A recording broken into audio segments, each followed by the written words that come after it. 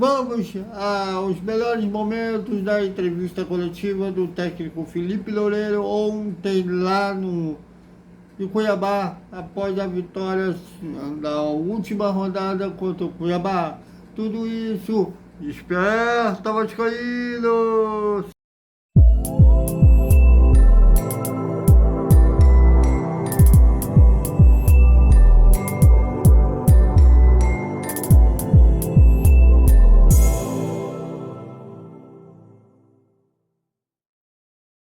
Salve, salve galera do Vasco. Bom dia para todo mundo. E agora o elenco está de férias.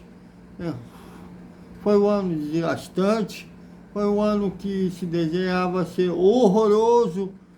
Mas eu concordo com o técnico Felipe Loureiro, que disse que o 10º lugar, não dá para dizer que foi ano positivo o Vasco com o 10º lugar do Campeonato Brasileiro. Não sofreu contra o rebaixamento como nos últimos anos, porém o Vasco, um clube de massa, de tradição, que tem uma imensa torcida apaixonada, não pode ficar feliz com uma 10ª colocação. É claro que, comparando o que parecia que ia acontecer, não foi um ano ruim, mas não foi um ano maravilhoso. Então, desse aspecto eu concordo com o técnico Felipe.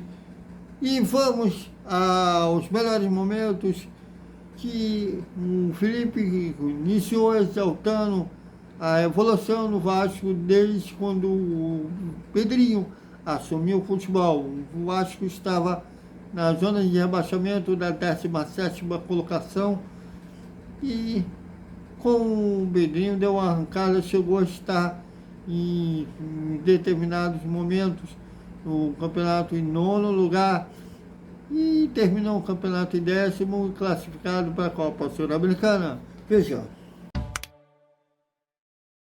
Vamos lá. Quando o nosso presidente Pedrinho assumiu o futebol, se eu não me engano, a gente estava em 17º colocado, uma situação muito ruim. A gente começou a trabalhar diariamente, recuperar a confiança dos jogadores. Óbvio que um campeonato muito disputado, você acaba oscilando dentro do próprio campeonato, né? Mas, graças a Deus, óbvio que é muito pouco pela grandeza do Vasco, mas você conquistar uma vaga para a Sul-Americana, voltar a disputar um campeonato internacional, é de suma importância. Isso mostra uma evolução desde a nossa chegada e esperamos almejar coisas maiores, sem dúvida, do tamanho da grandeza do Vasco. Então, continuar trabalhando, descansar um pouco mentalmente, mas começar já a pensar no planejamento 2025 a partir de amanhã. Também foi questionado sobre o Vasco ter a 5ª maior folha salarial de todos os elencos no campeonato da Série A do Campeonato Brasileiro, no elenco de todos os times da Série A do Campeonato Brasileiro, e ficou em 10º lugar. E o Felipe exaltou que, apesar da folha salarial, o Vasco não pode contestar com um 10º lugar. Veja. Oi. Derek Bueno, do Sport TV. Felipe, a gente trocou ideia anteriormente, né, no pré-jogo. Você disse a respeito do objetivo do clube, poderia até chegar em 9º, e a questão financeira também, que seria muito favorável, principalmente a honra dos jogadores vestirem a camisa do Gigante da Colina. E eu queria falar com você a respeito de 2024. Desde 2019, o Vasco chegava na última rodada, sempre brigando para não cair, como você disse. 2024, a gente pode dizer que foi um ano, apesar de turbulento para o Vasco, é um balanço positivo, esse 10º lugar, também e outras competições que o Vasco disputou ao longo da temporada. Vamos lá. Pela grandeza do Vasco, assim, é complicado você falar que é um ano positivo. Foi um ano mais tranquilo, vamos dizer assim, do que os últimos anos, né? Então, como eu falei antes, pela grandeza do Vasco, o Vasco não pode ficar satisfeito pela essa vaga na Sul-Americana. Mas é óbvio que dos últimos anos o que aconteceu, existe uma evolução. Um campeonato difícil como o Campeonato Brasileiro, a equipe oscilou, dentro do campeonato, mas infelizmente isso faz parte. O importante é agora a gente descansar mentalmente. Foi um ano assim, de muito desgaste, de muitos acontecimentos, a saída da 77, enfim, a incerteza do futuro do Vasco em relação ao que ia acontecer. Os jogadores, vamos dizer assim, conseguiram recuperar a confiança, oscilaram dentro do campeonato, mas acredito que não é um ano muito positivo, mas um ano tranquilo dos últimos anos que vem acontecendo. Também falou sobre admitiu que o time teve um ano sem sustos, mas que a torcida que tem sofrido muitos anos merece mais. Veja. Opa, boa tarde, Felipe. Lucas Coimbra, na Coruja. Eu queria saber com você o seu posicionamento do que você espera para o Vasco em 2025, já que esse ano você disse que esperava mais, acha que por grandeza do Vasco, todos nós sabemos disso. O que você espera em 2025 para o Vasco? O que vocês almejam? A gente almeja sempre disputar títulos, buscar vaga para Libertadores. A gente vai ter um campeonato, um calendário aí meio diferente, né? O estadual começando um pouco mais cedo. Realmente, a gente tem que pensar, porque esse calendário, do jeito que se acaba prejudicando os jogadores em fazer uma pré-temporada adequada. Isso prejudica na performance dos atletas. Por outro lado, vai ter oportunidade os jogadores jovens de aparecer, de poder vestir a camisa do Vasco e representar o Vasco no profissional. Então, esperamos que seja um ano muito mais positivo do que foi esse ano.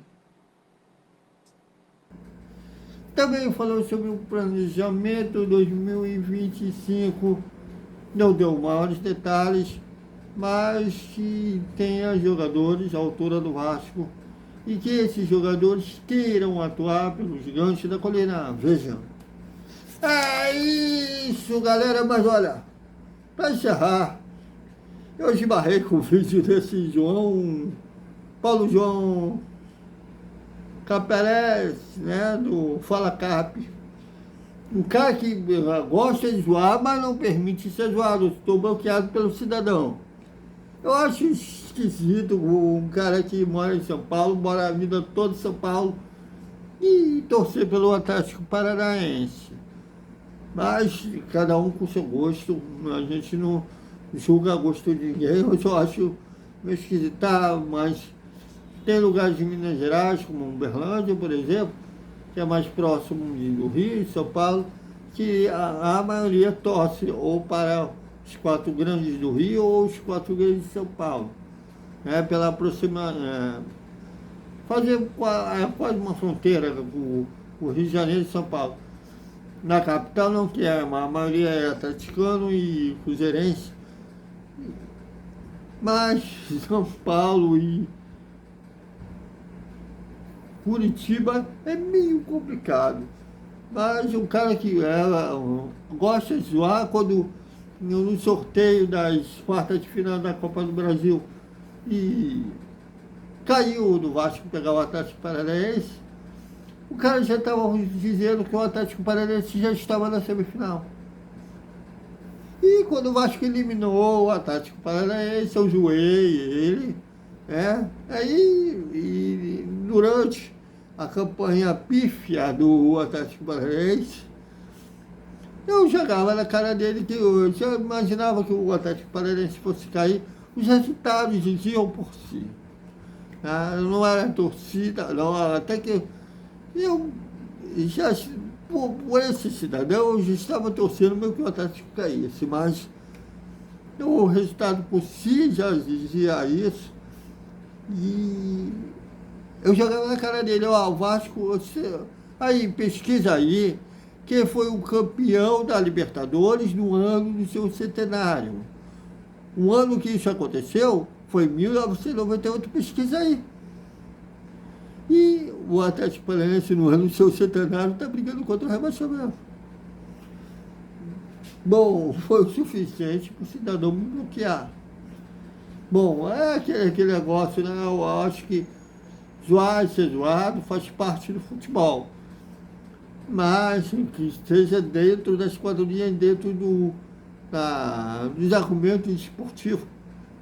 O cara gosta de zoar, mas não permite ser zoado. Mas de bons esportistas não tem nada, eu morri de rir. Depois da marra veio a frustração. Eu adoro esses caras cheios de marra, que fica engraçado quando vem a frustração. Aliás, na nossa profissão eu acho tudo cheio de marra, mas essa marra, na maioria desse pessoal, é muito ligado à sobrevivência, né? Eles acham que dizer que é foda, fodão, é um jeito deles sobreviverem dentro do meio. Eu acho que isso não tem nada a ver, mas uma boa parte pensa dessa maneira.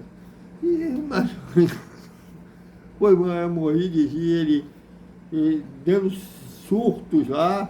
Eu acho que nós, como comunicadores, não devemos falar palavrão na hora de gravar vídeo, até porque a gente tem exemplo para dar e a gente tem, pelo menos intelectualmente, tem capacidade de falar sem usar palavras juras, mas o cara encheu de palavras juras e me matou de rir. Então, é isso, galera. Até boa noite com o resumo. Eu acho que o resumo dessa segunda-feira vai ser mais bate-papo, porque eu acho que não vai ter nada assim em termos de novidade. Mas é claro que os caça-clique vão falar, só falta isso para falar que Messi está perto. Se prepare. Então é isso, galera. Até o nosso boa noite com o bate-papo, o resumo da segunda-feira do Vasco. Até mais.